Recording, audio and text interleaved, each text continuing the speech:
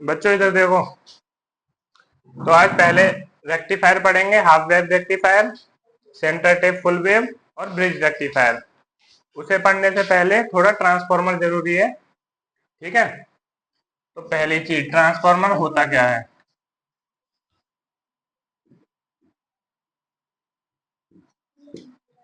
Transformer is a static device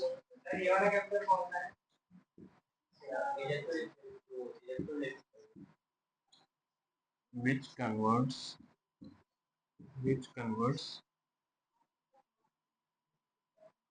voltage levels।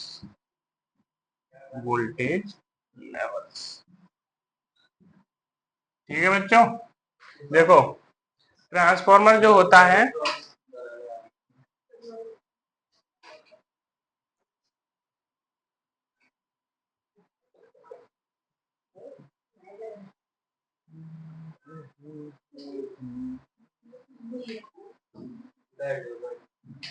देखो बच्चों, transformer जो होता है एक स्टैटिक डिवाइस होता है जो वोल्टेज लेवल को कन्वर्ट करता है विथ चेंज,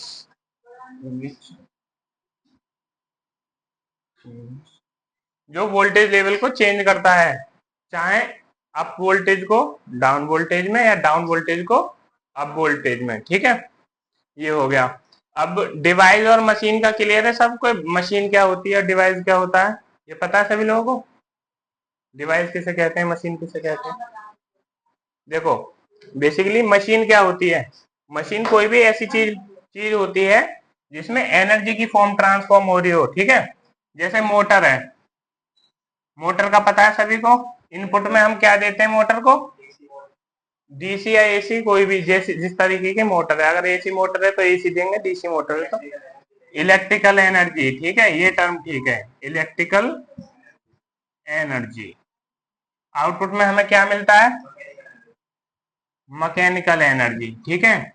तो तुम लोगों को पता चला कि यहाँ पे हमने दी कौन सी एनर्जी, इलेक्ट्रिकल, मिली कौन सी, एनर्जी की फॉर्म चेंज हुई। अब ले लेते हैं अल्टरनेटर, अल्टरनेटर जिसे डीसी में जनरेटर बोलते हैं, ठीक है। अल्टरनेटर ले लेते हैं, इनपुट में हम क्या देते हैं इसको, अल्टरनेटर को पता है इनपुट में क्या देते हैं, मैकेनिकल एनर्जी, घुमाएंगे उसे, मैकेनिकल एनर्जी, ठीक है। आउटपुट में हमें क्या मिलता है, इलेक्ट्रिकल एनर्जी। एनर्जी की फॉर्म चेंज हुई। तो इन सभी जहां पे भी तुम्हें एनर्जी की फॉर्म चेंज होती हुई दिखाई दे, वो होती हैं मशीनें। और वो कहाँ गया, ट्रांसफार्मर में एनर्जी की फॉर्म चेंज होती है, इलेक्ट्रिकल देते हैं और मिलती कौन सी है, इसीलिए ट्रांसफार्मर स्टैटिक डिवाइस है, सिर्फ उस एनर्जी का लेवल को अप या डाउन करता है, ठीक है। अब क्लियर है सभी को, डिवाइस क्या होता है, मशीन क्या होती है, मशीन क्या होती है,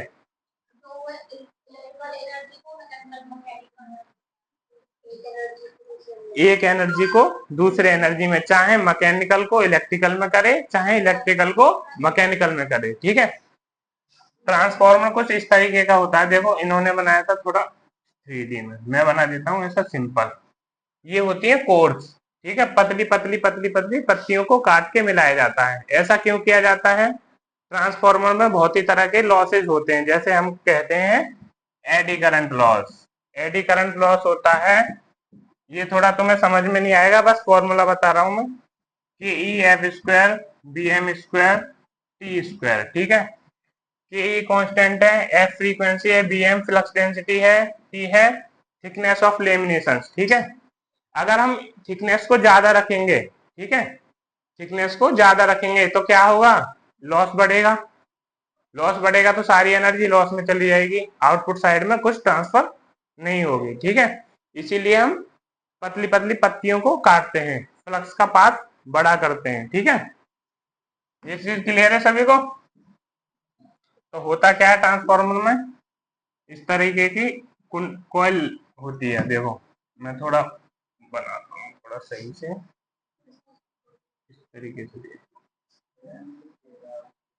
ये कोर, ये कोर बनी होती है तुम्हारी, नोट डाउन करना सभी लोग, ठीक है, नोट डाउन करना, CgRO सिलिकॉन स्टील, इसे बोलते हैं हम कोल्ड रोल्ड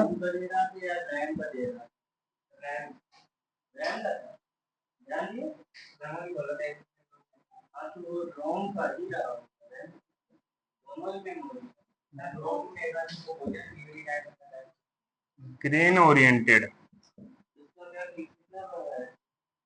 देखो बच्चों, हम यूज करते हैं किसका, cold rolled grain oriented silicon steel का कोर को बनाने में। ऐसा भी हम एक और लॉस होता है इसमें, हिस्टरेसिस लॉस, उसे कम करने के लिए करते हैं, ठीक है। सिलिकॉन स्टील का यूज करते हैं हम फ्लक्स डेंसिटी को बढ़ाने के लिए, ठीक है। कि फ्लक्स, इसमें मैग्नेटिक मटेरियल पढ़े सभी लोगों ने, चलो बता देंगे। बेसिकली इसलिए करते हैं कि फ्लक्स इसमें से जो हो अच्छे से जाए और कोई लॉसेज ना हो, इतना याद रख लो, बस ये रख लो टर्म याद, CgRO सिलिकॉन स्टील, ये लिख लो, फुल फॉर्म भी लिख लेना इसकी, core is made by CgRO silicon steel.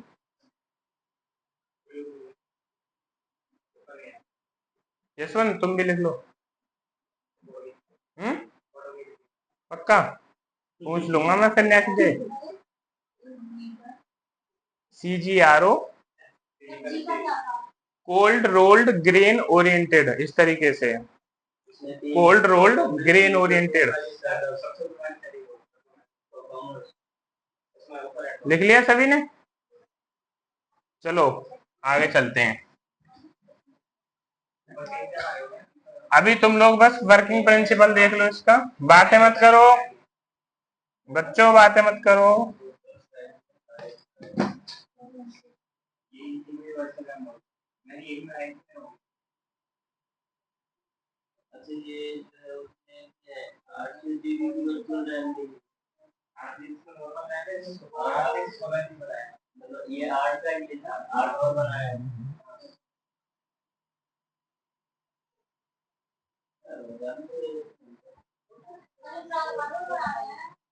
ये सर्किट समझ में आ रहा है सभी को? मतलब ये मैंने 3D में नहीं बनाया, नॉर्मली वो डायग्राम बनाया है, ठीक है, बस एक कोर को दिखाने के लिए, 3D में नहीं बनाया है। तो ये क्या होती है, कोर, जो किसकी बनी होती है, CgRO सिलिकॉन स्टील, ठीक है। इस पर क्या हम करते हैं, कॉपर की वाइंडिंग्स करते हैं, ये है वाइंडिंग, वाइंडिंग, ठीक है, वाइंडिंग, ये वाइंडिंग कॉपर की बनी हुई होती हैं, ठीक है, क्लियर है सभी को? वो डिपेंड करता है, वो बताऊंगा मैं। इस साइड अगर कॉइल ज्यादा है, ठीक है, इस साइड कॉइल ज्यादा है, इस साइड कम है, तो उसे बोलेंगे स्टेप डाउन ट्रांसफॉर्मर, ठीक है। अगर इस साइड कॉइल कम है, इस साइड कॉइल ज्यादा है, उसे बोलेंगे स्टेप अप ट्रांसफॉर्मर। अगर इस साइड कॉइल ज्यादा है, इस साइड कम है, तो यहाँ पे अगर हम मान के चलो इस तरीके से होता है, देखो पहले वर्किंग समझ लो फिर समझाता हूँ उसका भी। ये वाइंडिंग्स होती हैं, म्यूचुअल इंडक्शन पता है सभी को? देखो क्या होता है, बेसिकली जब हम यहाँ से एसी करंट फ्लो कराते हैं, ठीक है, एसी करंट पता है सभी को, वेरी करता है समय के साथ, ठीक है। तो इस वाइंडिंग्स में जैसे ही हम एसी करंट दे देते हैं, तो इसमें क्या होता है, नंबर ऑफ टर्न से मिलकर बनी होती है, मतलब टर्न होते हैं, क्या बोलते हैं उसे टर्न को हिंदी में, फेरे, तो फेरों से मिलकर बनी होती है, ठीक है। तो क्या क्या करते हैं, जैसे ही हम इसमें एसी सप्लाई दे देते हैं, एमएमएफ होता है तुम्हारा एनआई, ठीक है, एमएमएफ जनरेट होता है इसमें, उस एमएमएफ के बाद ईएमएफ जनरेट होता है, इधर देखो सभी लोग, ईएमएफ जनरेट होता है, ईएमएफ होता है इलेक्ट्रोमोटिव फोर्स, ठीक है। उस ईएमएफ के कारण यहाँ पे एक फ्लक्स, फ्लक्स पता है सभी को, फ्लक्स क्या होता है, हाँ ठीक है, एक तरह से मैग्नेटिक फील्ड होता है फ्लक्स, ठीक है, ये समझ लो मैग्नेटिक फील्ड होता है एक तरीके से। तो यहाँ से फ्लक्स क्या करेगा, प्राइमरी से सेकेंडरी में लिंक करेगा, इसी लिंक करने को क्या बोलेंगे हम, म्यूचुअल इंडक्शन। यहां से फ्लक्स निकला, इसमें पहले एमएमएफ इंड्यूस हुआ, फिर ईएमएफ इंड्यूस हुआ, ईएमएफ इंड्यूस होने के बाद फ्लक्स निकला, यहां से निकला कोर के थ्रू। ये कहीं वाइंडिंग कनेक्टेड तो नहीं है आपस में, आइसोलेटेड है, बस कोर पर लिपटी हुई है, ठीक है। तो यहां से फ्लक्स निकला फाई, और इसके साथ लिंक किया, और ये फ्लक्स कैसा है, क्योंकि अल्टरनेटिंग करंट दे रहे हैं तो फ्लक्स भी एसी ही होगा, ठीक है। इसकी भी वैल्यू बढ़ती घटती रहेगी, ठीक है, इस तरीके का फ्लक्स होगा। तो ये इसके साथ लिंक करेगा, लिंक करने का मतलब इसमें जुड़ेगा जाके फ्लक्स।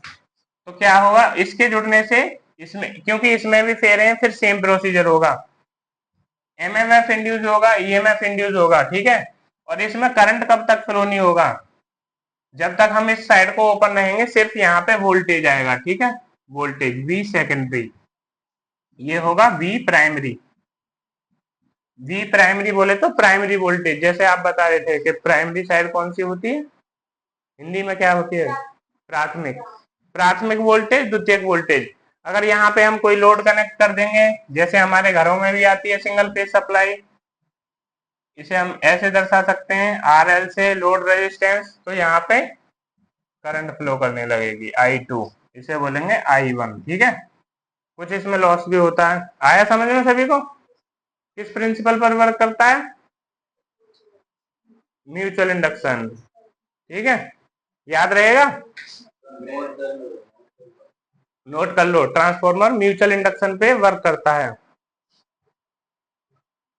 ये बस मैंने समझाने के लिए बताया आपको, पढ़ के आना, ठीक है।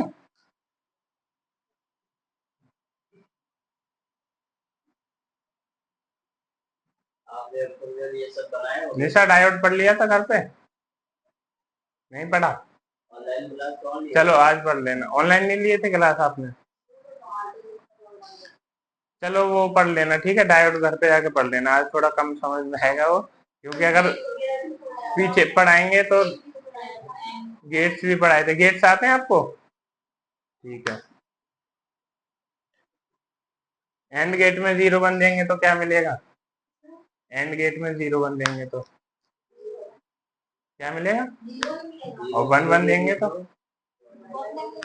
और नैंड गेट में जीरो जीरो देंगे तो, नैंड नैंड नैंड गेट पढ़ा है?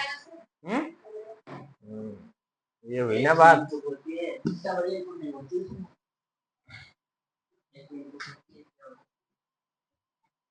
ट्रांसफॉर्मर क्लियर है सभी को बच्चों, अब आते हैं रेक्टिफायर पर।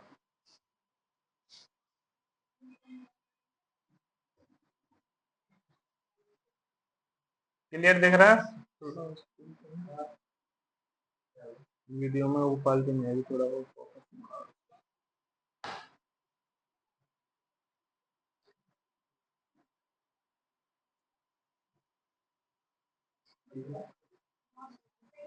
जिन बच्चों ने डायोड पढ़ रखा है उनको आसानी से समझ में आ जाएगा, ठीक है। रेक्टिफायर एक ऐसा डिवाइस है, देखो ये थ्योरी जो भी लिखी है उसे पढ़ लेना, मैं दे दूंगा, बस इतना याद रखो, रेक्ट एसी हमने दी, यहाँ पे लगा दिया हमने रेक्टिफायर, और आउटपुट में क्या मिलेगा, डीसी, ठीक है। इसे बना लो ब्लॉक डायग्राम को,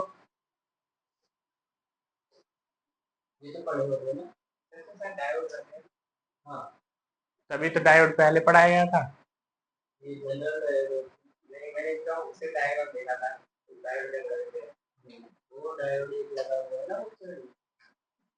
थोड़ा ऊपर कर देंगे इसको, डायग्राम देखे अच्छे से, बस देखो जिसने डायोड पढ़ा हुआ है उसे एक बार में समझ में आ जाएगा आसानी से। एसी वेव पता है सभी को, कैसी होती है, साइनोसॉइडल, थोड़ा गलत बन गया है, मैग्नीट्यूड सेम रहता है दोनों साइकिल्स का, थोड़ा ऊपर, अरे वो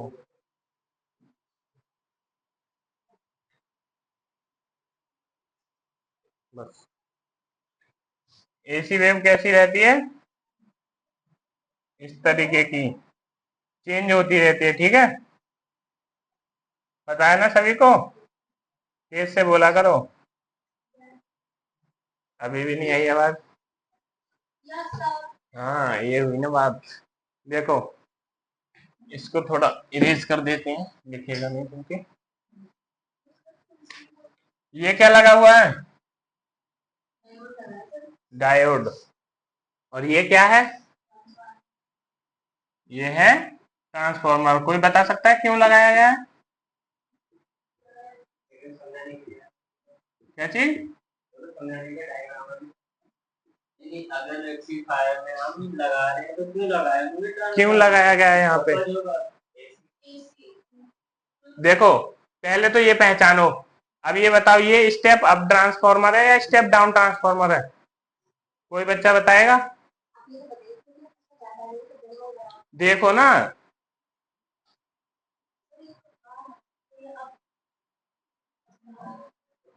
ये ना अप है ना डाउन है, ये है आइसोलेशन ट्रांसफॉर्मर। यहाँ 220, यहाँ 220 वोल्ट दोगे, यहाँ भी 220। क्यों है आइसोलेशन? बताता हूँ।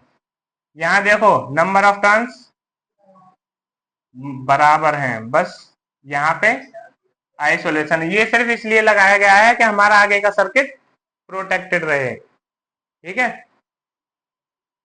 क्योंकि ट्रांसफॉर्मर क्या होती है? कॉइल। कॉइल किसे क्या कहते हैं? इंडक्टर। अगर यहाँ पे कोई सडन स्पाइक आएगी, जैसे एसी में स्पाइक्स बहुत ही कम समय के लिए आते हैं, जैसे ये अचानक से राइज कर गया, इस तरीके से होती है। मतलब बहुत ही कम समय के लिए वोल्टेज का लेवल बहुत ज्यादा बढ़ जाता है, उन्हें बोलते हैं स्पाइक्स। अगर इसमें कोई भी स्पाइक आएगी तो क्या है? Inductor sudden change in current का अपोज करता है, तो ये प्राइमरी साइड में नहीं जाएगा और आगे का सर्किट प्रोटेक्टेड रहेगा, ठीक है। पता है आप सभी को ट्रांसफॉर्मर क्यों लगा है? किस लिए? आइसोलेशन के लिए, ठीक है। याद रखा करो, लिख लो अगर याद नहीं रहता तो। आइसोलेशन के लिए।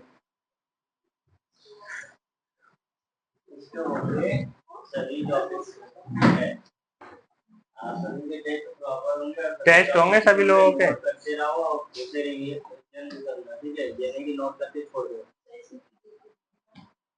ठीक है, दे देंगे, लेकिन ये तो पढ़ सकते हो तुम आप सभी लोगों के।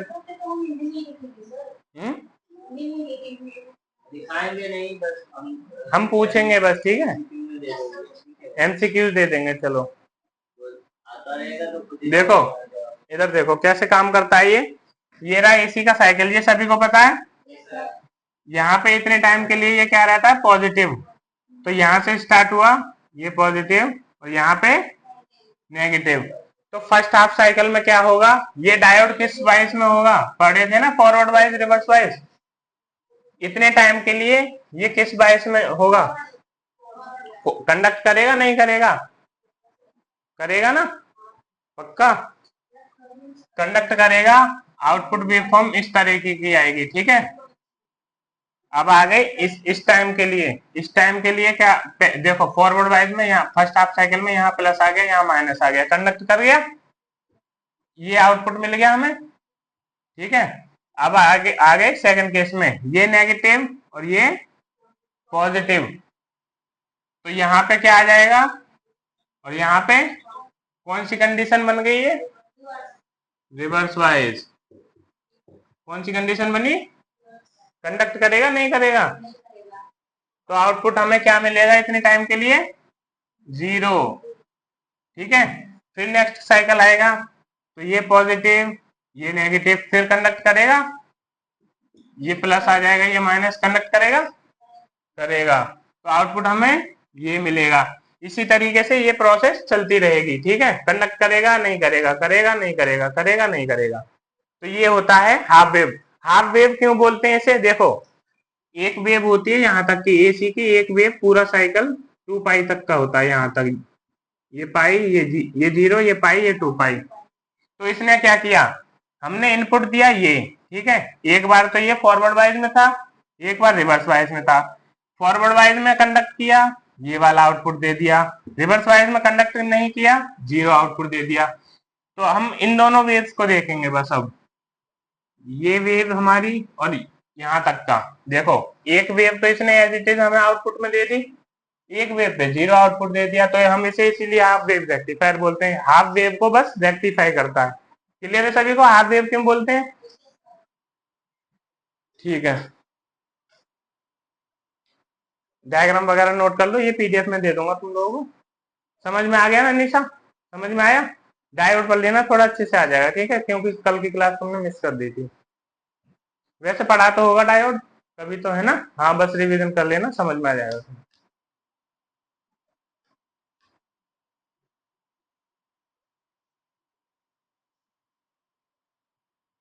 वो सभी को याद है, average value, RMS value. Average value क्या होती है? आज प्रैक्टिकल कराएंगे तुम लोगों का, ठीक है। अभी ये पढ़ लो थोड़ा जल्दी से, नोट कर लो सभी जल्दी जल्दी, फिर प्रैक्टिकल कराएंगे।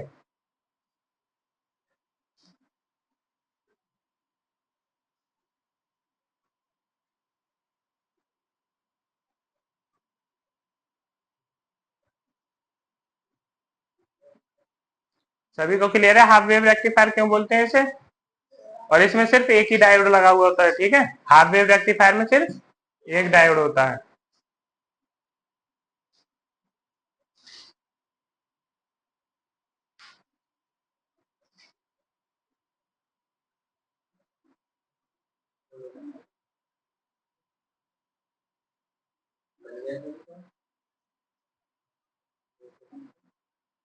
वो centre tap, full wave centre tap. थोड़ा ऊपर करो पहले, थोड़ा समझो थ्योरी पे वो, मैं बता दूंगा, स्क्रॉल कर दो। Full wave, full wave, full wave, ऊपर ऊपर ऊपर ऊपर ऊपर, ये बस। जिस, देखो बच्चों, जिस तरीके से हमारा हाफ वेव रेक्टिफायर होता है, उसी तरीके से फुल वेव। अब बताओ फुल वेव क्या करेगा? जैसे हाफ वेव को रेक्टिफाई करता है, फुल वेव क्या करेगा? पूरी वेव को रेक्टिफाई करेगा। जैसे अगर हम उसे ये इनपुट देंगे फुल वेव को, तो हमें आउटपुट इस तरीके से मिलेगी, ठीक है। हाफ वेव में क्या हो रहा था, ये आउटपुट मिल रहा था, इतने टाइम के लिए जीरो हो जा रहा था, फिर ये मिल रहा था जीरो। लेकिन फुल वेव में ऐसा नहीं है, फुल वेव में दोनों हाफ साइकिल में कंडक्ट करेगा, ठीक है। अब नीचे करो। फुल वेव होते हैं दो तरीके के, एक होता है सेंटर टेप, एक होता है centre tap transformer, centre tap full wave rectifier, और दूसरा होता है ब्रिज रेक्टिफायर, ब्रिज रेक्टिफायर, ठीक है। एक होता है centre tap full wave rectifier, एक होता है ब्रिज रेक्टिफायर। इसमें यूज होता है एक सेंटर टेप ट्रांसफॉर्मर, एक सेंटर टेप ट्रांसफॉर्मर, अभी दिखाएंगे इसका डायग्राम, और दो डायोड्स, ठीक है। और इसमें होते हैं चार डायोड्स यूज, एक साइकिल के लिए दो डायोड कंडक्ट करते हैं, ठीक है। और इसमें एक साइकिल के लिए एक डायोड कंडक्ट करता है। क्लियर है मोनू जी? नीचे ये लिख लिया ना कि कौन से ट्रांसफार्मर में कौन कितने डायोड यूज होते हैं? सेंटर टेप में कितने होते हैं? दो। और ब्रिज में? हम्म। तो बात करते हैं सेंटर टेप की। सेंटर टेप का मतलब कुछ भी नहीं है, सेम वही ट्रांसफार्मर है जो था, बस यहाँ पे हमने क्या किया, एक टेपिंग निकाल दी। टेपिंग बोले तो एक वायर कनेक्ट कर दिया, यहाँ लोड रेजिस्टेंस लगा दिया RL। ऐसा हम सिर्फ इसलिए करते हैं, क्लोज पाथ प्रोवाइड में बताऊंगा अभी, ठीक है। तो क्या होता है, देखो पॉजिटिव हाफ साइकिल आया है इतने समय के लिए, यहाँ पॉजिटिव होगा, यहाँ नेगेटिव होगा, ठीक है। नेगेटिव पॉजिटिव इस तरीके से होगा। फर्स्ट हाफ साइकिल में ये वाला डायोड कंडक्ट करेगा इतने समय के लिए, सिर्फ पाई तक, इतने टाइम के लिए, 0 से पाई तक कंडक्ट करेगा, करेगा, ठीक है। करंट इस तरीके से फ्लो हो जाएगी, ये पॉजिटिव पास हो गया, ठीक है। अब ये पॉजिटिव किधर जाएगा बताओ, इधर जाएगा या इधर जाएगा? बताओ निशा, किधर जाएगा? ये कंडक्ट किया फॉरवर्ड वाइज में, अब यहाँ से ये पॉजिटिव निकला, किधर जाएगा ये? इधर क्यों नहीं जाएगा? रेक्टिफाई नहीं करेगा, क्योंकि यहाँ पॉजिटिव पोलैरिटी आएगी, यहाँ नेगेटिव आएगी, तो ये कंडक्ट ही नहीं करेगा, इस वजह से इसको रास्ता नहीं मिलेगा इधर जाने का। इसीलिए हम दो डायोड का यूज करके सेंटर टेप इसलिए लगाते हैं, क्योंकि अगर यहाँ से ये कंडक्ट कर भी जाएगा तो ये इधर से कंडक्ट नहीं करेगा। करंट को फ्लो होने के लिए क्लोज सर्किट मिलना जरूरी है। जब तक क्लोज सर्किट नहीं मिलेगा करंट फ्लो हो ही नहीं सकता, चाहे वोल्टेज तुम्हारा कितना भी हो। जब तक क्लोज सर्किट नहीं मिलेगा करंट फ्लो हो ही नहीं सकता। ठीक है, समझ में आया ये सेंटर टेप क्यों किया गया है? आ गया ना समझ में सभी को? कौन सा? ये वाला? ये ट्रांसफार्मर के बीच में से, जैसे मान के चलो ये कॉइल है सेकेंडरी वाली, ठीक है, इस तरीके से कॉइल है, ये 2 पॉइंट निकाल लिए, एक पॉइंट यहां से निकाल दिया, मेजर किया जाता है। अब ये हाफ बिल्कुल बीच वाले लेवल पे निकाला जाता है सेंटर टेप में।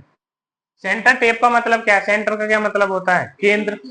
तो बीच में से एक टेपिंग निकाली जाती है, आधा वोल्टेज यहाँ, आधा वोल्टेज यहाँ पे 220 दोगे, देखो बच्चों, यहाँ 220 दोगे, 110 यहाँ पे, 110 यहाँ पे, बस। इस 110 के केस में ये पॉजिटिव होगा, ये नेगेटिव होगा, इसके केस में ये पॉजिटिव होगा, ये नेगेटिव होगा। अब फर्स्ट हाफ साइकिल की यही कंडीशन बनेगी, ये कंडक्ट करेगा, ये पॉजिटिव है, क्योंकि यहाँ ये कौन सा सिरा है डायोड का? Anode, cathode? एनोड। एनोड जब नेगेटिव में होता है और ये पॉजिटिव में होता है तो कौन सी कंडीशन बनती है? Forward wise, reverse wise? Reverse wise. ये कंडक्ट नहीं करेगा फर्स्ट हाफ साइकिल में, ये कंडक्ट कर जाएगा और करंट हमारा इस तरीके से फ्लो हो जाएगा। ठीक है, समझ में आया सभी लोगों को? यशवंत क्लियर है? ठीक है, अब बात करते हैं हम नेगेटिव हाफ साइकिल की। किसकी? Negative half cycle. थोड़ा बोलना सीखो टर्म को। हाफ साइकिल, साइकिल, ठीक है। अब बात करते हैं नेगेटिव हाफ साइकिल की। नेगेटिव हाफ साइकिल कहां से कहां तक होता है? रेंज क्या होती है टाइम पीरियड उसका? पाई से 2 पाई। ये चीजें बहुत याद रखने की है, ठीक है। पूरे हाफ साइकिल को देखो। अच्छा, वो टाइम पीरियड पढ़ा है? क्या होता है टाइम पीरियड का फॉर्मूला? क्या होता है? कुछ छोटा सा होता है, 1 अपॉन फ्रीक्वेंसी। फ्रीक्वेंसी होता है 1 अपॉन टाइम पीरियड, ठीक है। फ्रीक्वेंसी सभी को पता है 50 हर्ट्ज होती है हमारी। 50 हर्ट्ज इंडिया में 50 हर्ट्ज स्टैंडर्ड है, ठीक है। कितना आएगा 1 अपॉन 50? कितना आएगा बताओ? 1 अपॉन 50 करेंगे तो कितना आएगा आंसर? 0.02, ठीक है। सेकेंड्स में होगा ये, ठीक है। अगर हम मिली सेकेंड में कन्वर्ट करेंगे तो 3 टर्म इधर ले आएंगे तो ये हो जाएगा 20 मिली सेकेंड। अब कोई पूछे एसी का टाइम पीरियड क्या है इंडिया में? 0 से 2 पाई के लिए 20 मिली सेकेंड। कितना? 20 मिली सेकेंड। और हाफ साइकिल के लिए कोई पूछे कितना? 10 मिली सेकेंड। बच्चों को ये पता होती है कि फ्रीक्वेंसी इतनी है, लेकिन टाइम पीरियड नहीं बता पाते। ये चीजें लिखो, नोट डाउन करो, ठीक है। फ्रीक्वेंसी, फ्रीक्वेंसी नहीं पता क्या होती है? आवृत्ति। एफ से करते हैं। एन कहाँ पढ़ लिया?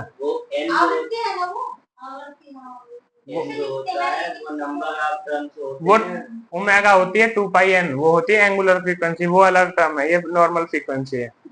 वो तुमने ये पढ़ लिया होगा, ओमेगा बराबर 2 पाई एन, ये पढ़ा होगा। ये एंगुलर फ्रीक्वेंसी होती है, ठीक है, इसमें यूज नहीं होते।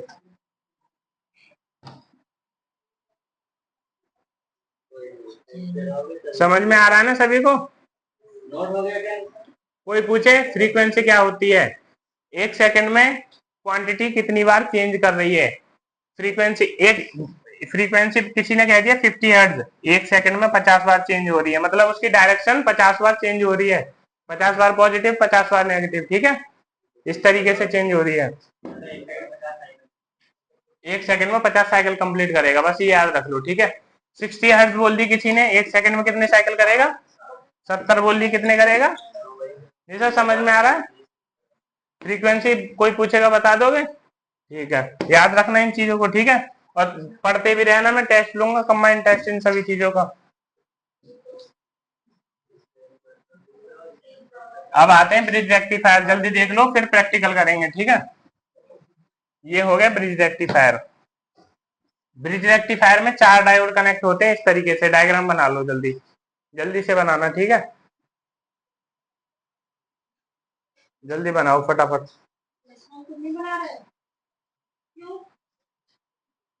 डायग्राम बनाओगे या फिर पीडीएफ दे दूंगा? पीडीएफ दे दूंगा, ठीक है चलो, क्योंकि टाइम कम है, पीडीएफ दे दूंगा, डायग्राम रहने दो, टाइम लगेगा क्योंकि फिर प्रैक्टिकल भी तो कराना है आप लोगों का।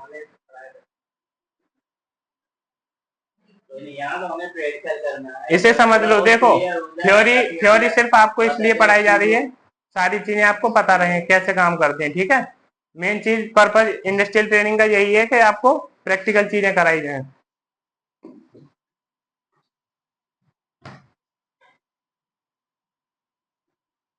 ये पीछा नहीं छोड़ेगी कभी भी, ये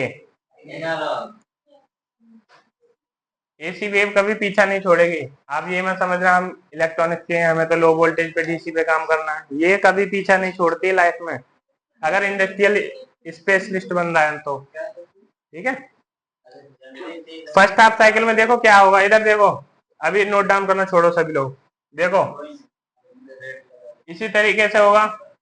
रोमा क्या नाम है आपका, इधर देखो, फर्स्ट हाफ साइकिल में क्या होगा, यहाँ पॉजिटिव, यहाँ नेगेटिव, नेगेटिव पॉजिटिव, ठीक है, इस तरीके से होगा। तो 0 पाई 2 पाई, यहां से यहां तक क्या होगा, देखो करंट हमारा इसमें आया, यहां से फ्लो होना स्टार्ट हुआ, अब यहां से फ्लो होना स्टार्ट हुआ, यहाँ पे देखो, यहाँ पे 2 डायोड कनेक्टेड हैं, एक का एनोड कनेक्टेड है, एक का कैथोड।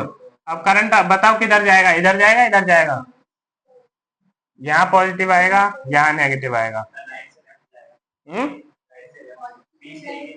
देखो यहाँ पॉजिटिव आया, अगर यहाँ पे पॉजिटिव, यहाँ पॉजिटिव, ये डायोड किस कंडीशन में हुआ, रिवर्स वाइज में, क्योंकि कैथोड के साथ पॉजिटिव कनेक्टेड है, तो ये वाला डायोड कंडक्ट कर जाएगा इस तरीके से, ठीक है।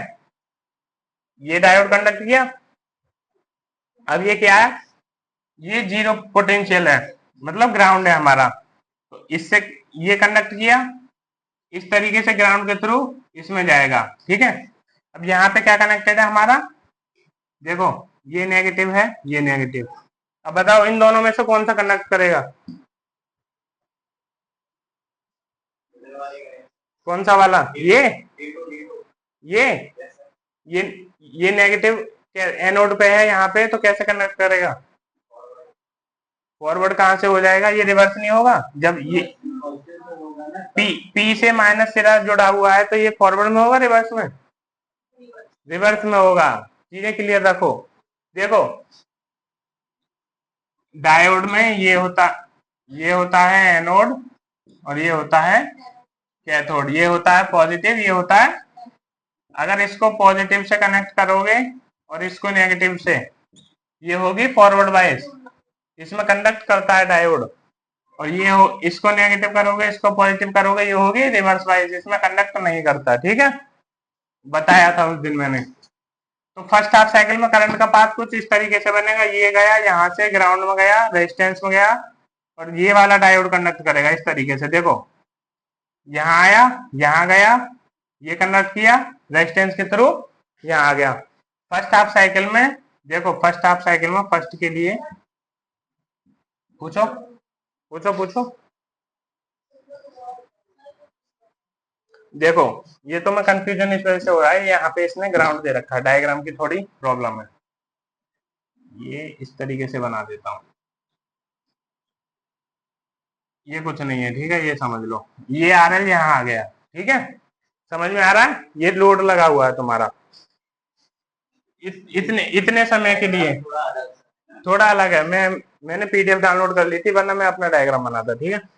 चलो सिंपल डायग्राम बना देता हूँ, 2 सेकंड लगेगी बस, देख लो, वरना मैं ये बना देता इसे समझ जाओगे, ये तो बहुत इजी है। ये और ये एक ही है, बस तुम्हें समझने में थोड़ा प्रॉब्लम हो रही है क्योंकि उसमें ब्रिज टाइप का बनाया हुआ है, ठीक है।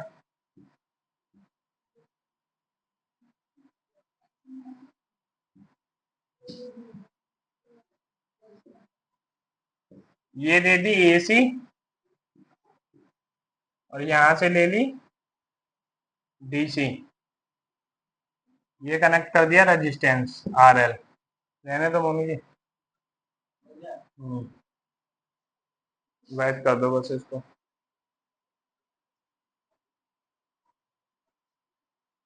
हाँ ये भी तो सही है, देखो ये भी सही है डायग्राम। ये और ये सारे डायग्राम एक ही हैं, बस ये थोड़ा तिरछा दिखाया गया है। देखो डायोड का डायरेक्शन याद रखना है बस, किस तरीके से बनता है, ठीक है। ये बनवाए जाते हैं रियल में, देखो फर्स्ट हाफ साइकिल में ये एसी है, ये पॉजिटिव होगा, ये नेगेटिव, यहाँ पॉजिटिव आएगा, यहाँ नेगेटिव आएगा। पॉजिटिव आएगा ये वाला डायोड पे पॉजिटिव, ये पॉजिटिव, ये होगा फॉरवर्ड वाइज में, ये कंडक्ट कर जाएगा, लोड के थ्रू करंट फ्लो होगा, यहाँ नेगेटिव है, ये वाला डायोड कंडक्ट कर जाएगा और इस तरीके से क्लोज पाथ मिलेगा, मतलब क्लोज पाथ मिलना चाहिए डायोड। फर्स्ट हाफ साइकिल में कौन से, जैसे देखो D1 D2 D3 D4 चार डायोड है। जीरो से पाई के लिए, जीरो से पाई के लिए D1 और D3 कंडक्ट करेंगे, ठीक है। कौन कौन से डायोड, D1 और D3 क्यों करेंगे, क्योंकि तुम्हें पता है फर्स्ट हाफ साइकिल में यहाँ पॉजिटिव, यहाँ नेगेटिव, नेगेटिव पॉजिटिव, ये पॉजिटिव ये नेगेटिव, तो यहाँ पॉजिटिव आएगा यहाँ नेगेटिव आएगा, ठीक है।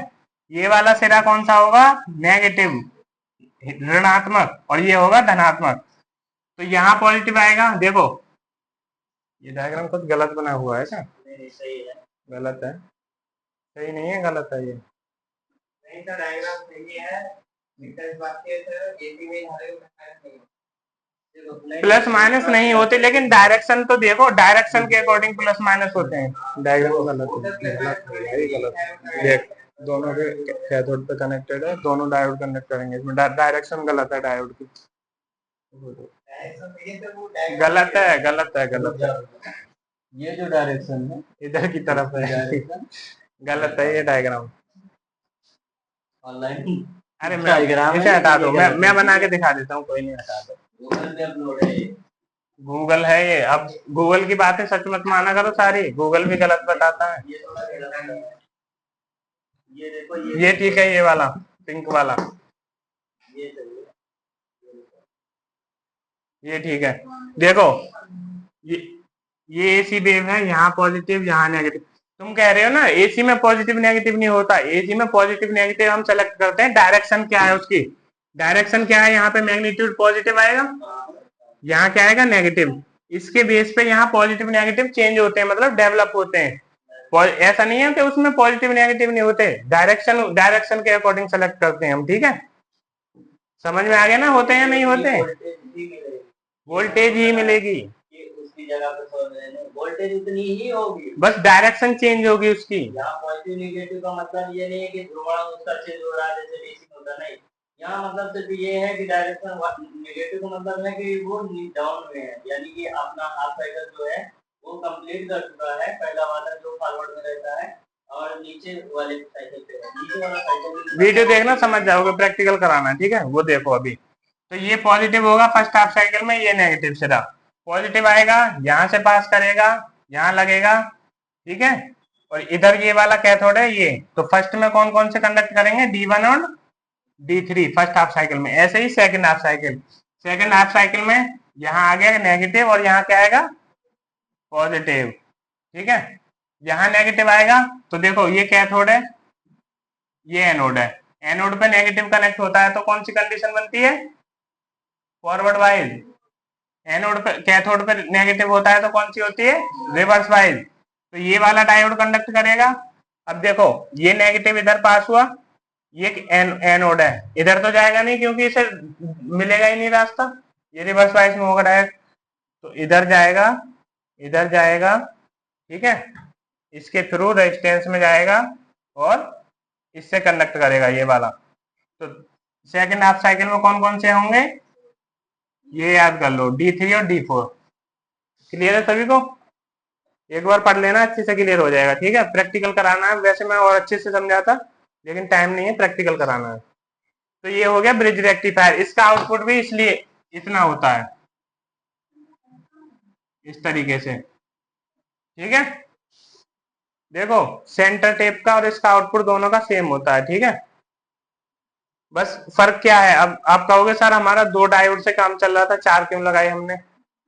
क्योंकि वहां पे हम सेंटर टेप ट्रांसफार्मर यूज कर रहे थे और वो बहुत ही महंगा होता है। ठीक है, और उसकी इफिशियंसी भी इससे कुछ कम होती है। ठीक है, ज्यादा जहां पे हमें ज्यादा करंट फ्लो कराना होता है वहां हम ब्रिज रेक्टिफायर को प्रेफर करते हैं। अब देखते हैं प्रैक्टिकल, प्रैक्टिकल करेंगे। ठीक है, पढ़ के आना दोबारा। ठीक है निशा, रिवीजन कर लेना, टाइम कम है इस वजह से थ्योरी इतनी डिटेल में नहीं बताई जा रही, लेकिन अगर आप लोगों को क्लियर होगा तो एक बार में समझ में आ जाएगी। ठीक है, अब कराते हैं प्रैक्टिकल। ऑफ कर दो वीडियो। ये बीच वाले इधर लिखा हुआ है AC, तो इन दोनों पॉइंट्स पर हम इनपुट देने जा रहे हैं। ठीक है, इस पे लिखा हुआ है प्लस, इस पे लिखा हुआ है माइनस, इस पे लिखा हुआ है प्लस, इस पे माइनस, इन दोनों से हम आउटपुट लेंगे। ठीक है, ये ब्रिज रेक्टिफायर है, उसका पैकेज है पूरा। इसको अभी हम सिंगल फेज AC देने जा रहे हैं। ये दे दी हमने सिंगल फेज AC। ठीक है, अब वोल्टेज मेजर करने हैं, बच्चा थोड़ा दूर रहना। देखो ये वोल्टेज मेजर करेंगे इनपुट में, ये AC का साइन होता है मल्टीमीटर में, ये तो पता है ना सभी को कैसे। देखो DC वोल्टेज यहाँ मेजर करेंगे, AC वोल्टेज यहाँ मेजर करेंगे। अगर वोल्टेज कम है DC और AC मिली वोल्ट में यहाँ मेजर करेंगे। इधर देखो, ठीक है, देखो सभी को शो करेगा। यहाँ रेजिस्टेंस चेक करते हैं, यहाँ कंटिन्यूटी डायोड, वो समझा दूंगा मैं बाद में। ठीक है, अभी यहाँ AC वोल्टेज देखेंगे कितना आ रहा है। देखो कितना आ रहा है, दिख रहा है सभी को? कितना आ रहा है बताओ? 253 वोल्टेज। ठीक है, अब देखो DC चेक करेंगे हम, प्लस माइनस पे कितना आउटपुट कर रहा है रेक्टिफायर। देखो ये रे प्लस माइनस कितना आउटपुट कर रहा है, लगभग सेम है। ठीक है, अब करते हैं इसको ऑफ। अब ये हो गया ऑफ, ये वोल्टेज हो गया 0, और यहाँ भी AC 0। ठीक है, अब कनेक्ट करेंगे इसमें कैपेसिटर हम। देखो कैपेसिटर वोल्टेज को कैसे बढ़ाएगा, कहाँ गया नेगेटिव, नेगेटिव ये वाला। देखो ये बात, इलेक्ट्रोलाइटिक कैपेसिटर को कनेक्ट करते समय ये बात हमेशा याद रखना, पॉजिटिव के साथ पॉजिटिव और नेगेटिव के साथ पोलरिटी सेम होनी चाहिए। उड़ जाएगा,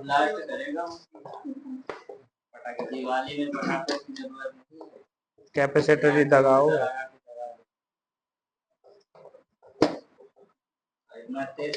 एक बार हमेशा कनेक्ट करने के बाद क्रॉस वेरीफाई करना है कि ठीक कनेक्ट। देखो ये नेगेटिव सिरा है, ये वाला, ये वाला, ये वाला, ये यहाँ क्या लिखा हुआ है, नेगेटिव, सभी को दिखा है। और ये पॉजिटिव वेरीफाई करेंगे, ये कनेक्ट है, ये कनेक्ट है, ये कनेक्ट है। क्लियर है? अब कनेक्ट करेंगे हम इस पे। देखो थोड़ा दूर रहना, DC है, खतरनाक है। ये कनेक्ट हो गया। ठीक है, अब देखो इनपुट देखोगे AC कितना आ रहा है हमारा, उतना ही आ रहा है जितना पहले था। ठीक है, अब DC चेक करना कितना आ रहा है, माइनस ही, इसलिए पोलरिटी मैंने इन दोनों की प्रोब गलत रख दी है। देखो नेगेटिव पे black probe, positive pay red. कितना हो रहा है, 349। अब 253 की √2 से गुणा करो, जल्दी मोबाइल निकालो, √2 से मल्टीप्लाई करो। देखो इसी के 350 के करीब वैल्यू आएगी। आपने पढ़ा होगा ना कल पीक पॉइंट जो है, पीक वैल्यू, ये जो हम इनपुट में दे रहे हैं ये RMS वैल्यू, ये कैपेसिटर क्या कर रहा है, पीक तक चार्ज हो रहा है। ठीक है, पीक वैल्यू तक चार्ज हो रहा है। अब इसमें कितनी आ रही है 349, मतलब थोड़ा बहुत वेरिएशन होता है, ये आइडियल केस नहीं होता, मतलब लगभग उतनी ही वैल्यू आती है पीक वैल्यू तक, √2 सी। ठीक है, ये समझ गए ना पीक वैल्यू तक क्यों आ रहा है ये पीक वैल्यू तक चार्ज हो, पहले देखो ये इस एसी का वेव होता है इस तरीके से, यहाँ तक चार्ज होगा कैपेसिटर, पीक तक चार्ज हो जाएगा। ठीक है, फिर डिस्चार्ज होगा, लोड को देगा, फिर चार्ज होगा, फिर डिस्चार्ज होगा, इस तरीके से कैपेसिटर। अगर हम यहाँ लोड कनेक्ट कर दें, मतलब किसी को सप्लाई दे दें, तो ये चार्ज डिस्चार्ज इस तरीके से होता रहेगा, वोल्टेज हमारा इतना ही बना रहेगा जितना अभी दिखा रहा है। कितना 349। अब कोई पूछे कि हमने कैपेसिटर को सिंगल फेज दिया, उसको सॉरी रेक्टिफायर को सिंगल फेज दिया और कैपेसिटर कनेक्टेड नहीं है, तो कितना वोल्टेज देगा आउटपुट में, जितना इनपुट में दे रहे हैं। ठीक है, आरएमएस का आरएमएस दे देगा वो। ठीक है, अगर हम कैपेसिटर लगा देते हैं उसमें, तो वो कैपेसिटर क्या करेगा, पीक तक चार्ज हो जाएगा, इसलिए √2 वोल्टेज बढ़ जाएगी। क्लियर है सभी को? पक्का? पूछ लूंगा मैं निशा। अगर हम कैपेसिटर को बिना कैपेसिटर लगाए किसी रेक्टिफायर को 220 वोल्ट देंगे, तो वो प्लस माइनस से कितने वोल्टेज देगा? सेम देगा। ठीक है, अगर हम इसमें ये कैपेसिटर कनेक्ट कर देते हैं तो कितना देगा? पीक। हाँ, जितना इनपुट देंगे उसकी √2 से मल्टीप्लाई कर दो। ठीक है, क्लियर है सभी को? ठीक है, ये हो गया तुम्हारा, देख लिया सभी ने। अब देखो इससे, ये बहुत खतरनाक चीज है, डिस्चार्ज होने में टाइम लेगा।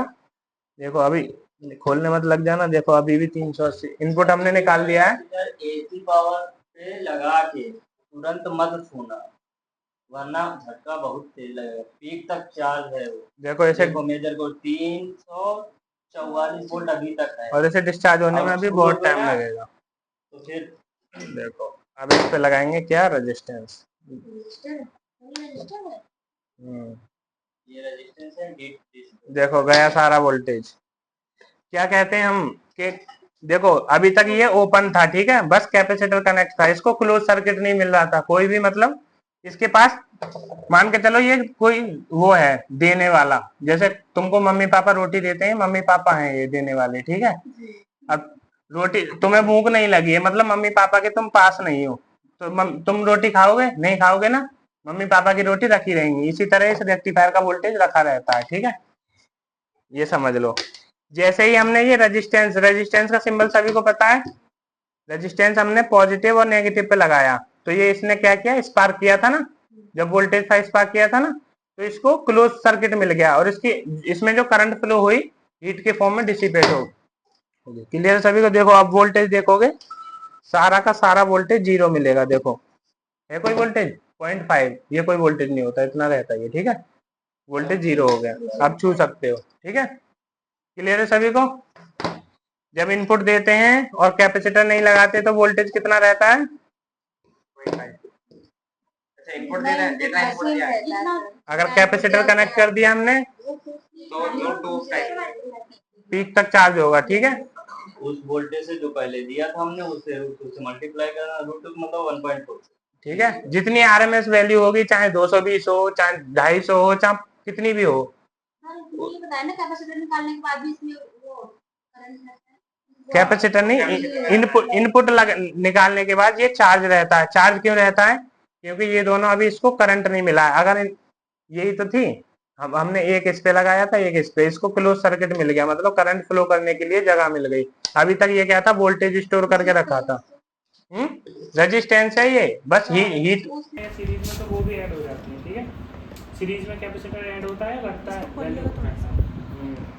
देखो अब हम यहाँ पे ये वाला नेगेटिव है, नेगेटिव पे नेगेटिव,